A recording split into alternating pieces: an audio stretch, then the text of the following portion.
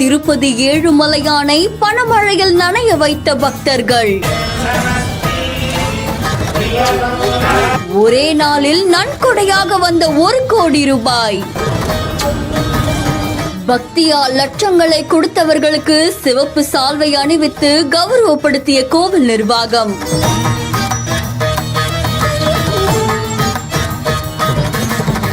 திருப்பதி ஏழுமலையான் கோவில்ல நடத்தக்கூடிய பல்வேறு திட்டங்களுக்காக 1 கோடி ரூபாய் நன்கொடையா பெறப்பட்டிருக்காமா. ஒரே நாள்ல பக்தர்களால 1 கோடி ரூபாய் நன்கொடையா வழங்கப்பட்டது கோவில் நிர்வாகிகளை மகிழ்ச்சியில ஆழ்த்தியிருக்கு. இதை தொடர்ந்து அவங்களை கௌரவிக்கிற விதமா சிவப்பு சால்வை அணிவித்து பலரையும் கௌரவப்படுத்தி இருக்காங்க. இதுல பல பிரைவேட் லிமிடெட் நிறுவனங்களுடைய அறக்கட்டளை சார்பில் 20 லட்சம் ரூபாய், 10 லட்சம் ரூபாய், 20 லட்சம் ரூபாய் அப்படின்னு கிட்டத்தட்ட 1 கோடி ரூபாய் வழங்கப்பட்டிருக்கு. இந்த நன்கொடைய அந்த நிறுவனங்களுடைய பிரதிநிதியான ஒய் ராகவேந்திர அவர்கள் திருப்பதி தேவஸ்தானத்துடைய கூடுதல் தலைமை நிர்வாக அதிகாரி கிட்ட வழங்கியிருக்காங்களாம். அதோட திருப்பதி ஏழுமலையான வழிபட்டு சுவாமி தரிசனம் செஞ்சிருக்காங்க. இந்த காட்சிகள் சமூக வலைதளங்கள்ல வைரலா பரவிட்டு இருக்கு. இந்த செய்தி தொடர்பான உங்களுடைய கருத்துக்களை கமெண்ட்ல சொல்லுங்க. மேலும் செய்திகளுக்கு பிஹாண்ட் ஃபாலோ பண்ணிக்கோங்க.